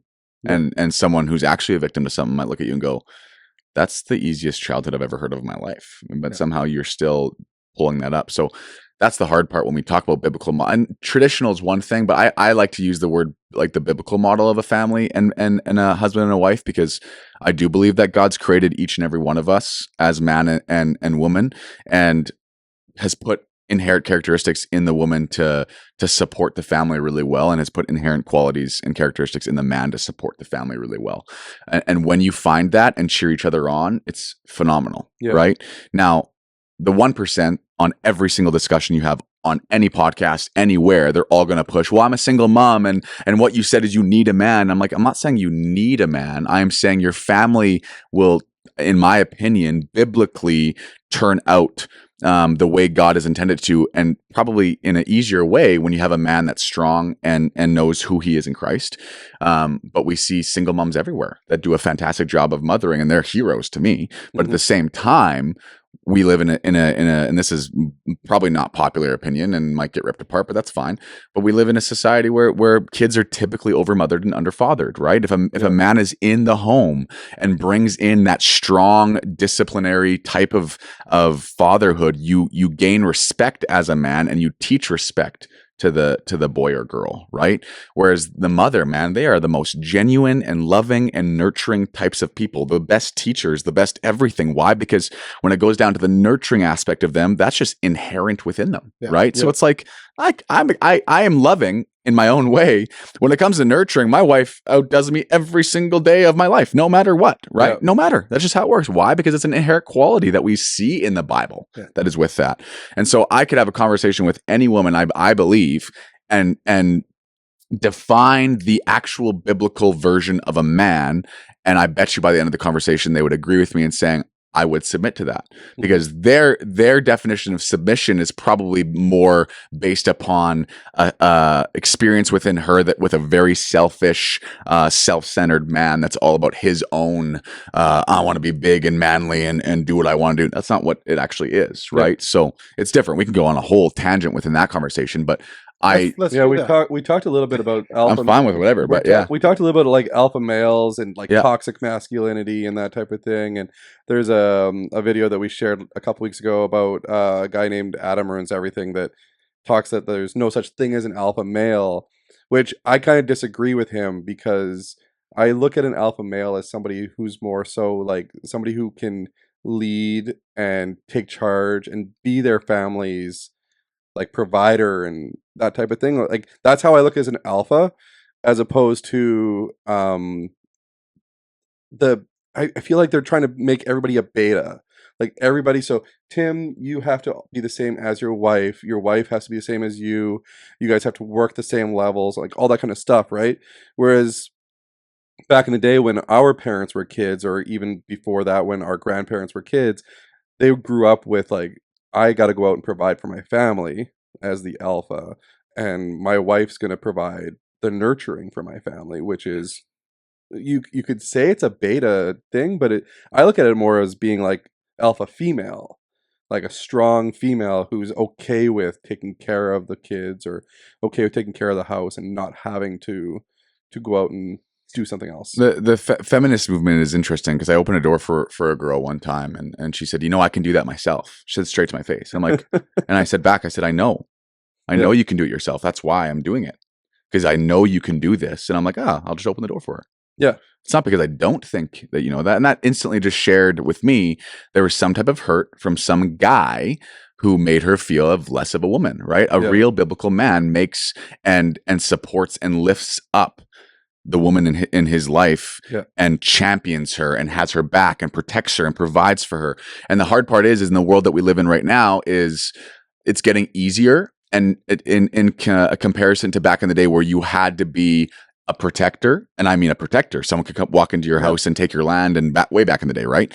And now we don't have that because we have a lot more government, and that changes how men have grown up in this society, so they aren't that respected because the wife or the woman in their lives don't have to rely on him. Like they can go get their own job, they can raise their own kids, and they can. We see it all the time. We see more single moms probably than ever before if we look at the stats.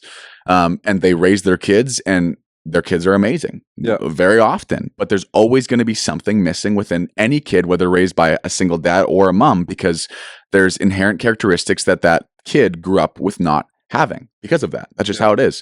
And as an adult, you have to either figure out what that is or marry someone and really rely on them to explain what that normal childhood looks like, to have a loving mom and a loving dad.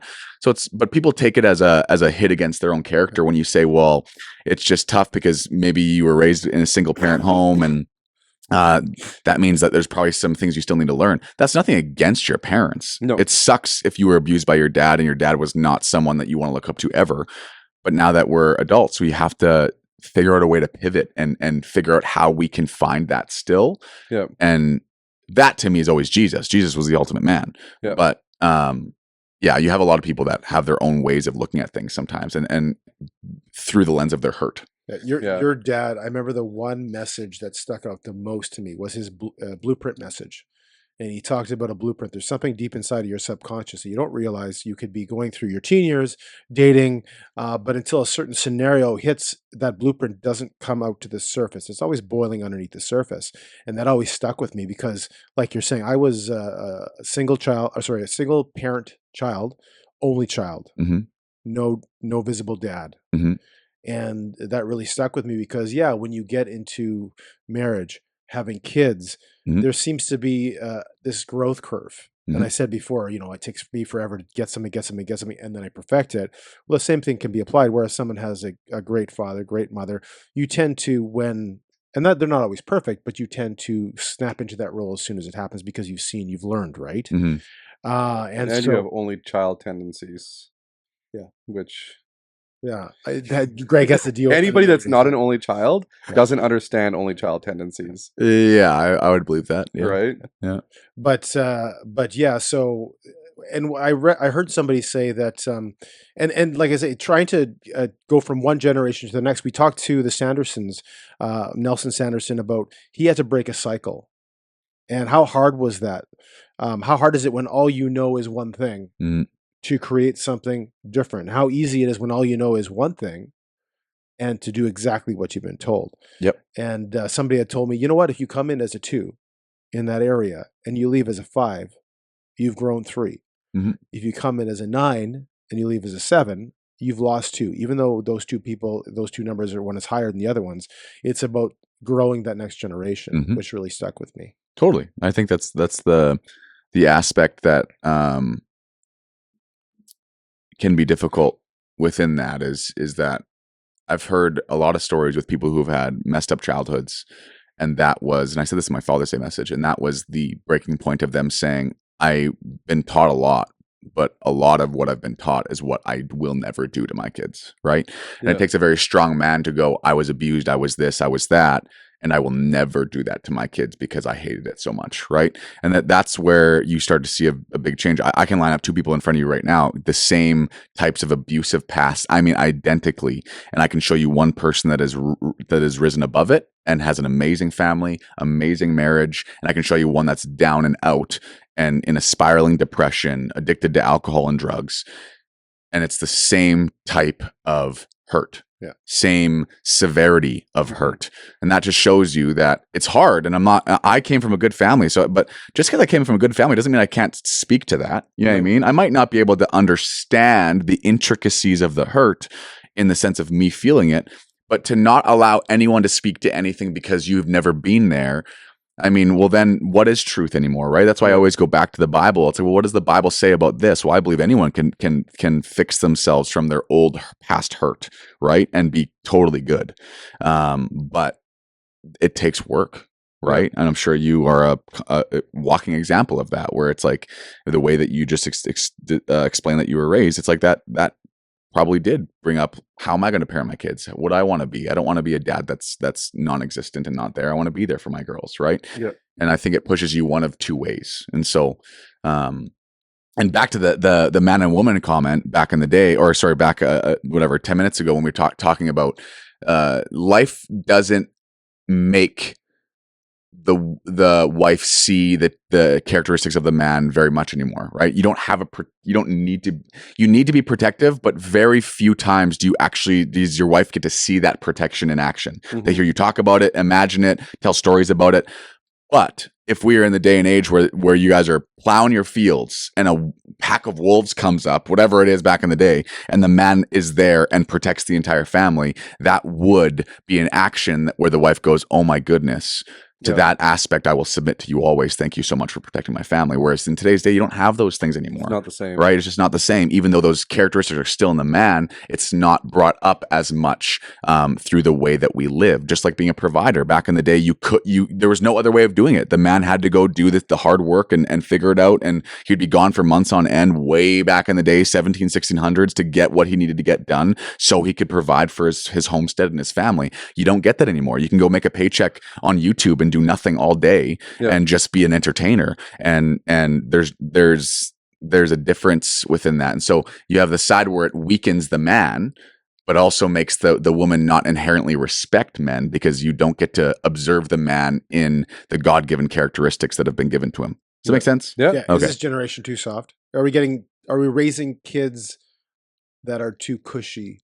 I mean, it's a hard question, because I've met some families that aren't at all, but I've met a lot of families that are, right? But usually, I mean, I wasn't in the last generation, so you guys would probably be able to answer that question a lot more than I could. But Is Greg raising children that are too cushy? yeah, exactly. Yeah. So I want to go into a whole different topic here. I've had this idea in my head for a little while, and I've been meaning to talk to you about it. Okay. So I figured, since I've got you in the room, I'm On just gonna camera, give you recording. the idea, Yeah. recorded. Yeah. It's nothing you have to do or anything like that. Okay. So in my idea in my head, so just to give some context, you work with Miracle Channel, Springs Church and Miracle Channel. Kind of, they're not the same company, but they do work hand in hand with each other to help promote different things. And I don't work for Miracle Channel. No. Like, I don't get a paycheck for Miracle Channel. But anything I can assist with when it comes to TV. I mean, you're on when you're preaching. There's a lot of things with a Christian network that just coexists together. Yeah, So, and you've but been we're on two the separate show. organizations. Five in the Wild was a show that you were Yeah. on and everything. So I have an idea for a show for you. Okay. So you're gonna have to bring this to your brother-in-law and Okay. pitch this to him if you really like it. Okay. I call it Zach Does With the Z. with a Z. No, I just want it with a Z. I don't know. Sorry. Zach does with a Z, like a Does. Z on. Does. Okay, Oh, whatever. DOEZ. Yeah. Yeah, Okay. and then the two Z's are capitalized. Yeah. Okay, Yeah, he's okay. picturing the logo already. I got it. Yeah. So Zach does, and you go, and it's going to be tough right now because you're going to have a small child for a little bit. But once that kind of like stage ends here, you go and you do something for like a week. So whether it be like live with Wim Hof or live a life of David Goggins or just taking on a certain challenge, like, you know, I'm going to do this. So the reason why I have this idea in my head is there's a show called Limitless, and it's not the Limitless of the movie, but a Limitless, the TV show that one of the Hemsworth brothers was on. And he would spend like a whole month trying to perfect these different things that would make him better in life, right? And the reason why I suggest this for you is because I think it would be really cool to see you at your age, because you're still younger, learning from all of these different experiences real time. You know what I mean? Mhm. So like you going and living with Wim Hof and doing the cold and like embracing the suck, essentially, is what he says, right? Mhm. And then learning from that and then coming back with like a different perspective on the way you live your life versus the way he lives his life. That type of thing. It's cool. So It's cool. I think it would be a very cool It show. would be cool. It'd be a very cool show. Yeah. Pitching that to Jeremy would be a fun one. Yeah. Zach does. Do you think he'll go with it? I don't know. I think so. Yeah. Well, because Jeremy doesn't have to do it. That Yeah, was, it's true. That was Right, 'cause Jeremy would want lukewarm to, though, response. probably. Yeah, Jeremy he's would just going to want to? steal it. Yeah. That's think a he'll great steal your idea. I idea? don't think it's going to work next week. I have this idea called Jeremy Does. Yeah. Yeah. But Ca- that was my Capital J and capital Z idea. doesn't work, though. No. You know? So. But even like swimming with sharks or Yeah. like bungee jumping. Like I know that you're He just an wants to adventurous see you person. bungee jump, run a marathon, swim with sharks. No, I think there's so many life like challenges in life that people overcome, right? And people like to see positive things, right? So Totally, yeah. like as opposed to having all the regular secular television where it's like a lot of negative stuff, this is more of a like this is something you're over, like say you have a fear of sharks, you go swimming with the sharks and we get to see you overcoming that with like, you know, teaching and with learning and all that kind of stuff, right? Yep. I think it'd be a very cool experience, not just for you but for the people that are watching it too. And plus it'll give you so many stories for the stage. It's true. It would give me a lot of stories. That's the beauty of that for sure. Right? Mhm. Some of your dad's best stories were from when he was experiencing things outside of church. Oh, that's where all your stories come from. You No, typically, but just like yeah, like when he talks about like the Hell's Angels story, Mhm. or he talks about like working yeah. as a paramedic, Mhm. or My favorite story is when that person that just got saved started shouting profanities because he hadn't had never he told that story. That's yeah. my favorite story. Yeah. yeah. yeah, But like those are Yeah. the best stories, right? Like Yeah. real life experiences that your dad had Mhm. throughout that. Getting So- quarter pounders and and getting fries and a milkshake. Totally. Is he going to eat that when he gets back? I think so. yeah. Um, and then so I'm gonna he's cut you gonna off mull it again. over. He's gonna mull it over. I'm gonna cut you off one more time. The second question I have while I've got you in the room here is I want your opinion on church merch. And I want your opinion on why yes or why no. And just kind of, you know, pick your brain on that because we go to churches when we travel. Like that's one of the things that me and Tim will 100% do. We'll take a trip, but we'll always find a new church to go to check out, just to experience what they're experiencing and hear a message that they're hearing. But a lot of times now we see merch Mhm. in churches these days, right? What is your stance on church merch? Neutral.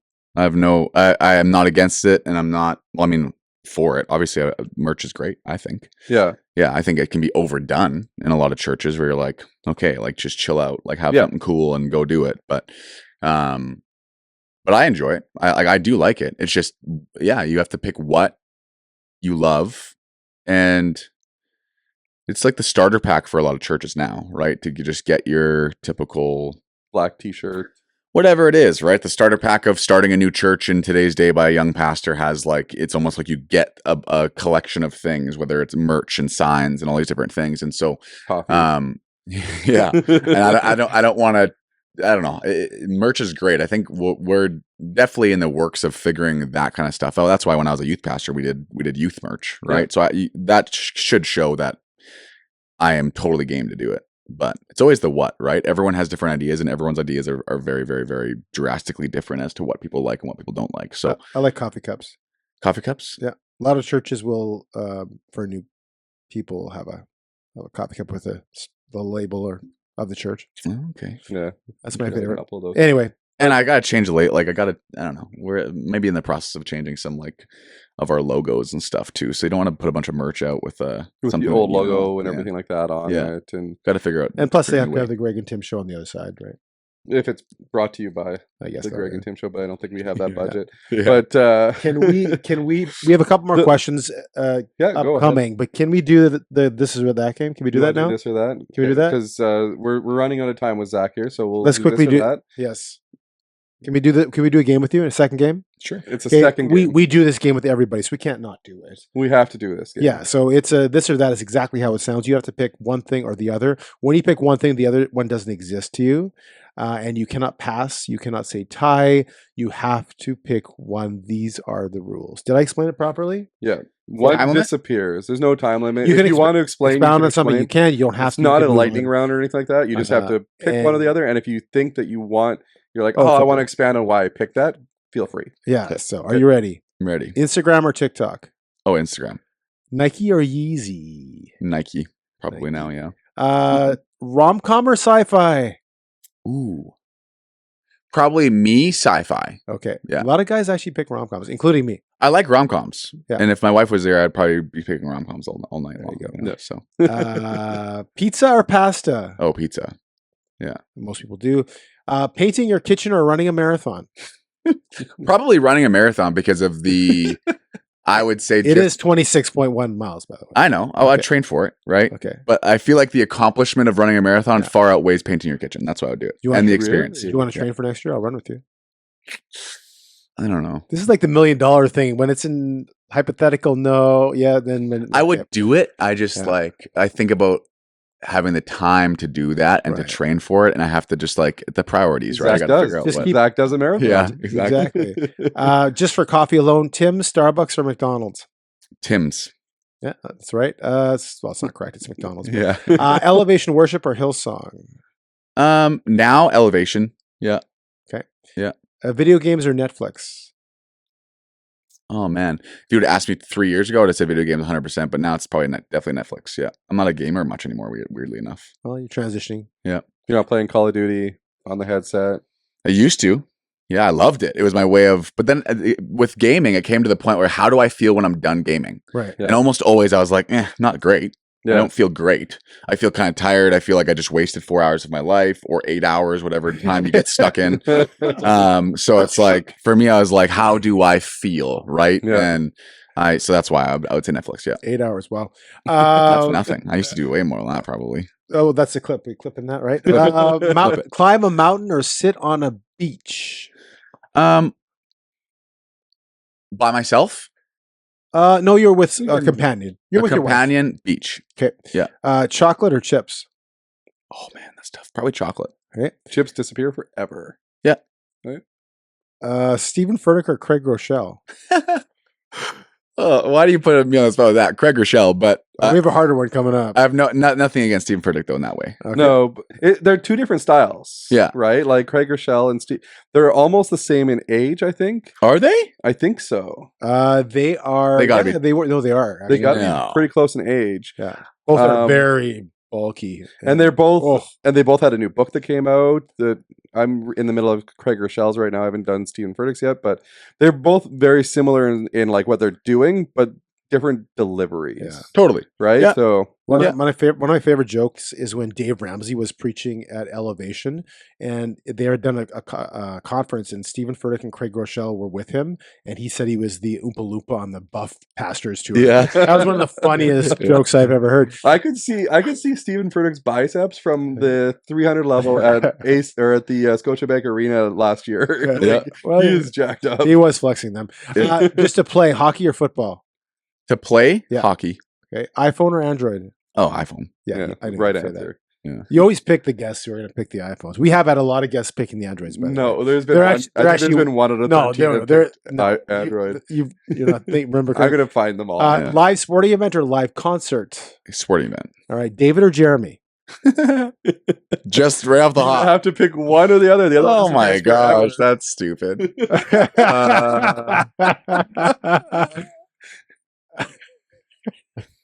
I'm not answering that. And We'll allow it for that. Hey, one. right in the We'll allow middle. it for that Rather one. this or that. I always have 2 post this or that questions for my guests. Your top 3 places to take your wife on a date in Manitoba. Could be a restaurant, could be another place, any place. Top 3. Top 3 that I've been or haven't been. That you've been to. It could be Like either. that you would. No, it can be either. Okay. Yeah. Sure. I mean, our go-to like a great date night that I enjoy is the keg. Typically on Gary Street, that's our favorite keg. Top 3, hey. Yeah.